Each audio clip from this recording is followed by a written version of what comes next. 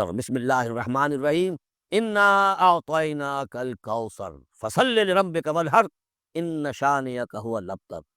اے نبی، ہم نے آپ کو خیر کثیر عطا کیا۔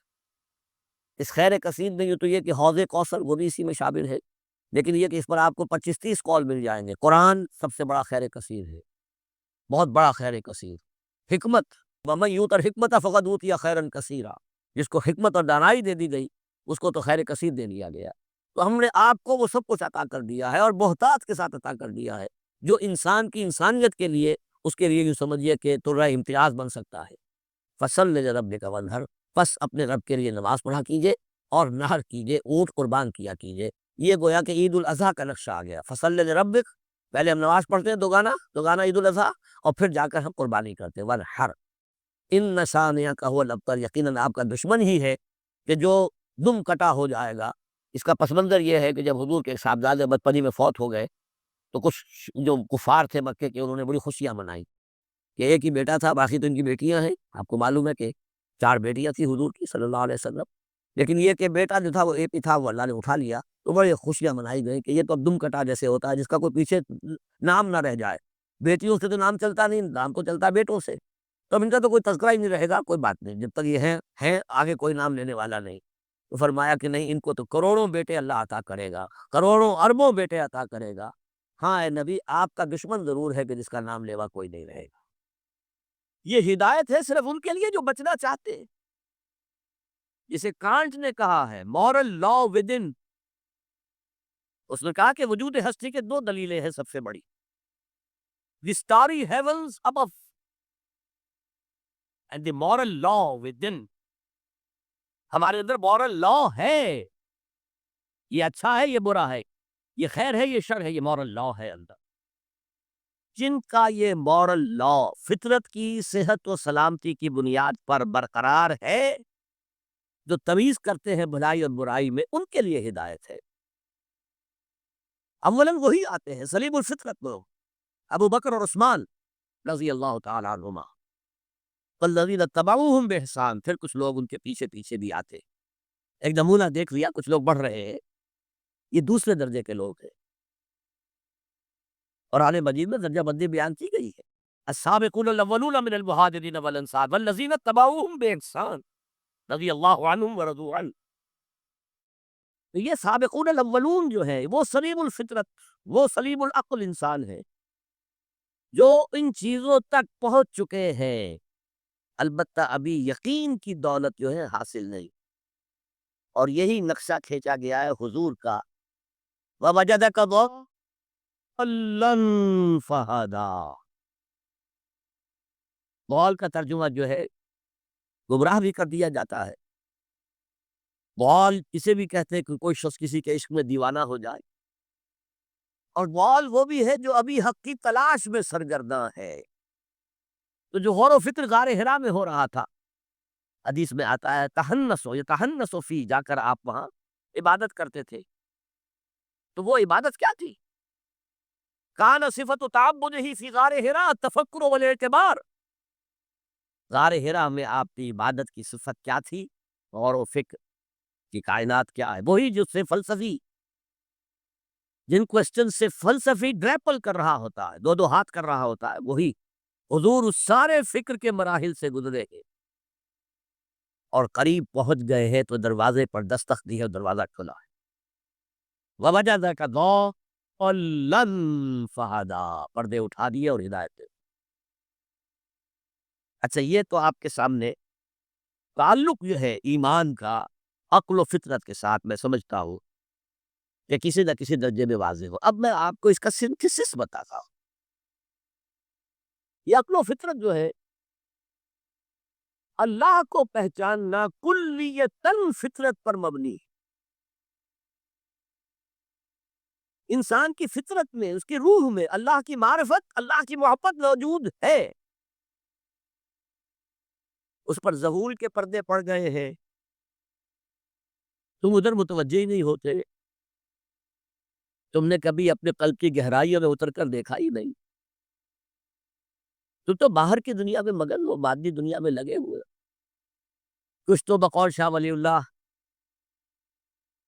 وہ حیوانیت کی سطح پر آ جاتے ہیں بیچارے. صبح سے شام تک کی کمر توڑ دینے والی محنت کے بعد بھی ان کی بنیادی ضرورتیں زندگی کی پوری نہیں ہوتی. وہ کیا کسی سے لو لگائیں گے، کیا خدا کو یاد کریں گے؟ کاد الفقر و یقول کفرا، یہ فقر اور احتیاج اور مفلسی تو انسان کو کفر تک پہنچا دے. حضور کی حدیث. تو تم ادھر متوجہ ہو، ہماری طرف متوجہ نہیں ہوتے. حضرت ابراہیم کا قول کیا تھا؟ انی وجہت وجہی للذی فطر السماوات والارض حنیفا وما انا من المشرکین. اور یہ نماز کا افتتاح بھی ہے. انی وجہت وجہی، میں نے اپنا رخ سیدھا کر لیا ہے اللہ کی طرف، حنیف یکسو ہو کر، دائیں بائیں کوئی میری توجہ نہیں جا رہی. یہ ہے در حقیقت اس عبادت کا تقاضا، جو کہ شکر کا لازمی نتیجہ. اب اس کا سنتھیسس دیکھیے. میں نے کہا کہ سب سے پہلے ایمان باللہ وہ کلیتاً فطرت پر ہے. اسی لیے کانٹ نے یہ ثابت کیا، ایک کریٹیک آف پیور ریزن، اس کی کتاب جس نے ہنگامہ پیدا کر دیا تھا پورے یورپ میں. اس وقت تک کرسچینٹی ڈومیننٹ تھی اور مذہب ایک اہم عنصر تھا انسانی زندگی کا. اس نے کہا اللہ کے وجود کے لیے جتنے منطقی دلیلیں دی گئی ہیں سب غلط ہیں، میں سب کو کاٹ کر دکھاتا ہوں. جیسے ہم کہتے ہیں لوہے کو لوہا کاٹتا ہے، منطق نے منطق کو کاٹ دیا. There's no logical reason to prove the existence of God. A critique of pure reason. میں نے کہا تھا pure reason، عقل خالص جو فطرت سے رہنمائی نہیں لے رہی. وہ فلسفہ جو ہے اس کی منزل کیا ہے؟ ایگنوسٹسزم یا اسکیپٹسزم، لادریت یا ارتیابیت. پھر اس نے ایک کتاب لکھی بعد میں، کرٹیک آف پریکٹیکل ریزن. اس نے کہا کہ عملی طور پر انسان اخلاق حسنہ اختیار کر ہی نہیں سکتا جب تک کہ خدا کو نہ مانے. یہ نیسیسٹی ہے انسان کو کہ مانے. علامہ اقبال نے اس کو تسلیم کیا ہے، کانٹ کے اس دعوے کو.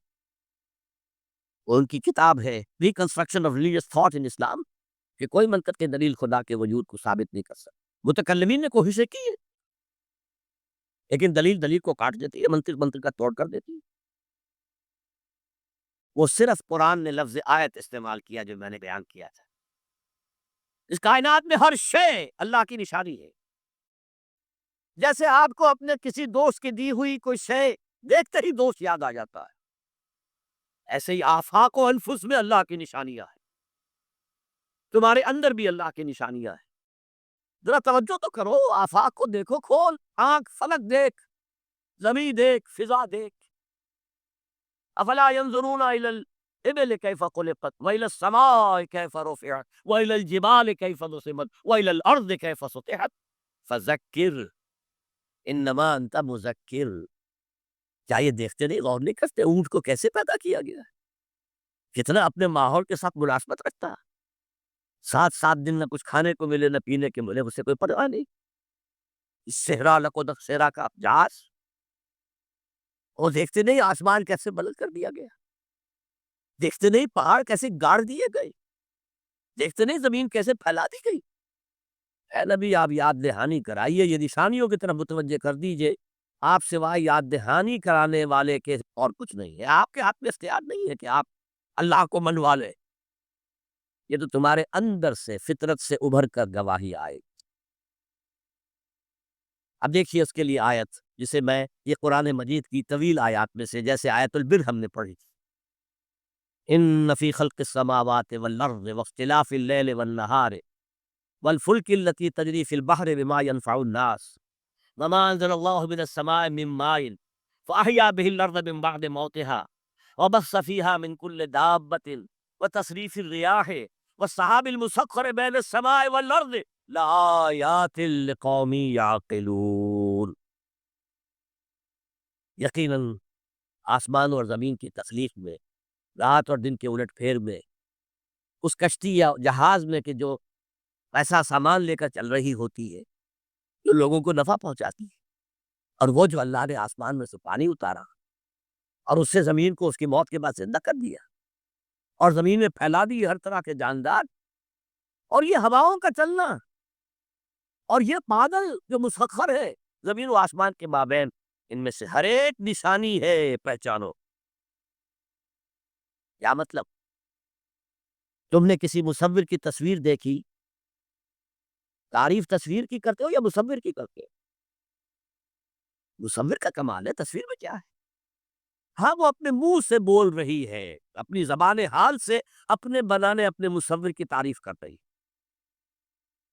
تو کائنات کا ذرہ ذرہ اللہ تعالیٰ کی نشانی ہوتا ہے۔ شیخ سعدی نے کہا، بڑا پیارا شعر ہے، برگ درختان سبز در نظر ہوشیار، ہر ورق دفترست از معرفت کردگار۔ یہ جو سبز درختوں کے پتے ہیں، ایک نگاہ ہوشیار جو کہ ان کی حقیقت کو پہچان سکے، اس کے نزدیک ہر پتا معرفت کردگار کا ایک بہت بڑا دفتر ہے۔ اور آج ہمیں معلوم ہے ہر پتا ایک فیکٹری ہے، فوٹو سنتھسس کا عمل اس میں ہو رہا ہے، سورج کی انرجی کو جذب کیا جا رہا ہے۔ برگ درختان سبز در نظر ہوشیار، ہر ورق دفترست از معرفت کردگار۔ تو جو آیت میں نے آپ کو سنائی اسے میں نے نام دیا ہے آیت الآیات۔ اتنی آفاقی آیات کسی اور آیت میں جمع نہیں کی گئی جتنا بڑا گلدستہ ہے یہاں۔ ان فی خلق السماوات والارض واختلاف اللیل والنہار والفلک التي تجری فی البحر بما ينفع الناس وما انزل الله من السماء من ماء فاحیا به الارض بعد موتها وبث فيها من كل دابة وتصريف الرياح والسحاب المسخر بين السماء والارض لآیات لقوم یعقلون۔ دوسری طرف تمہارے اندر بھی صدوریہم آیاتنا فی الآفاق وفی انفسہم۔ بے دل نے خوب کہا تھا، یہ چوٹی کے شعراء میں سے رہے ہندوستان کے، یہاں تک کہ غالب کو کہنا پڑا کہ طرز بے دل میں ریختہ لکھنا اسد اللہ خان قیامت ہے۔ آسان نہیں ہے طرز بے دل میں اردو میں شاعری کرنا، وہ فارسی کے شاعر تھے۔ ستم است گر ہوست کشد کے بسیر سرو و سمندرا تجھے غنچہ کم نہ دمیدئی در دل کشا بچمن درا۔ کتنے ستم کی بات ہے، تمہاری خواہش آمادہ کرتی ہے کہ چلو چمن میں دیکھو، پھولوں کی بہار دیکھو، درختوں کی بہار دیکھو، گھاس کے اوپر چہل قدمی کرو۔ ارے تم خود ایک پھول سے زیادہ کھلے ہوئے ہو۔ کبھی اپنے دل کا دروازہ کھول کر اس پہ داخل ہو کر اپنے حسن معنوی کا مشاہدہ کرو۔ ستمست گر ہوست کشد کہ بے سیر سنگ و سمندرا تجھے غنچہ کم نہ دمیدئی، دمکا ہوا غنچہ ہو تم خود، در دل کو شاب چمندرا۔ آیات الہیہ اندر بھی موجود۔ اچھا، ان آیات کے ذریعے سے اللہ کی پہچان ہو گئی، اللہ یاد آ گیا، تھا اندر موجود، اللہ کی علم اور معرفت موجود تھی، پردے آ گئے تھے، ظہور تھا۔ یا جیسے ایک جگہ کہا گیا کلا بل ران علی قلوبہم، ان کے دلوں کے اوپر جو بھی بدکاریاں وہ کرتے رہے ہیں اس سے زنگ لگ گیا، حجابات آ گئے۔ شیخ علی حجویری رحمت اللہ علیہ، جنہیں داتا گنج بخش کہا جاتا ہے، اگرچہ یہ لفظ نہیں کہنا چاہیے، انہوں نے کتاب کا نام کیا رکھا؟ کشف المحجوب۔ جو پردے میں آیا ہوا ہے، اوٹ میں آیا ہوا ہے، اسے کھولنا۔ تم اوٹ میں ہو، تمہارے اندر موجود ہے اللہ کی معرفت۔ البتہ اس کا ایک نتیجہ یہ نکلنا چاہیے، اب تمہارے لیے محبوب ترین ہستی اللہ ہو جا۔